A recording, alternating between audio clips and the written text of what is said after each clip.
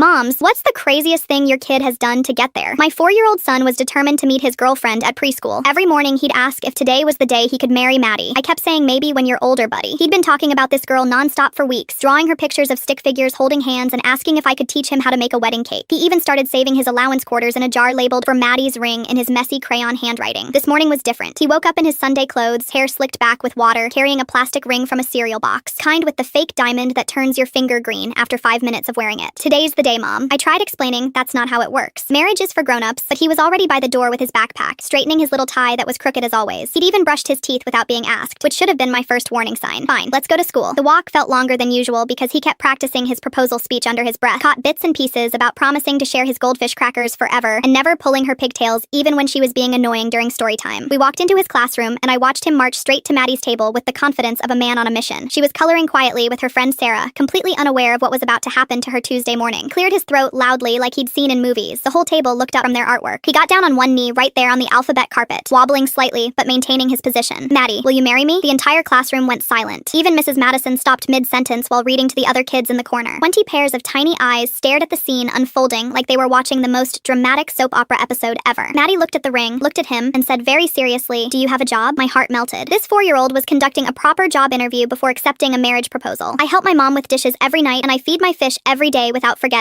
Do you have a car? My mom drives me everywhere, but I know where she keeps the keys. Do you have your own house? Paused, thinking hard. Could see the wheels turning in his little brain as he tried to figure out the best answer. No, but I have bunk beds and my own nightlight that looks like a dinosaur. Maddie considered this for a moment, tapping her purple crayon against her chin like she was making the most important business decision of her life. Do you like princess movies? Only the ones with dragons and fighting? Can you tie your shoes by yourself? Almost always. Do you share your snacks? Yes, especially with you. She nodded approvingly, then shrugged with the casual confidence only a 4-year-old can possess. Okay, we can get married. The other kids started cheering like they'd just witnessed the Super Bowl winning touchdown. Mrs. Madison was trying not to laugh while maintaining some semblance of classroom order and professionalism. They held hands and walked to the reading corner together while the other children followed them like they were some kind of royal wedding procession marching through the classroom. Sarah immediately announced she wanted to be the flower girl. Another kid volunteered to be the ring bearer. Complete chaos ensued as everyone started planning this imaginary wedding ceremony for recess time. I thought it was just cute kid stuff and forgot about the whole incident as the years went by. They stayed close friends through elementary school. Middle school got weird like it does for everyone when hormones kick in. High school brought them back together as prom dates. I brushed it off as just coincidence. Then college happened. Different states, different majors, completely different lives. Until last month when I got a wedding invitation in the mail with fancy script writing and everything professional looking. Turns out they're getting married for real next spring. 20 years later, and he still has that original cereal box ring. Maddie called me yesterday asking if I remembered the preschool proposal story because she wants Mrs. Madison to officiate their actual wedding ceremony. Apparently she's been planning this wedding since she was 4 years old.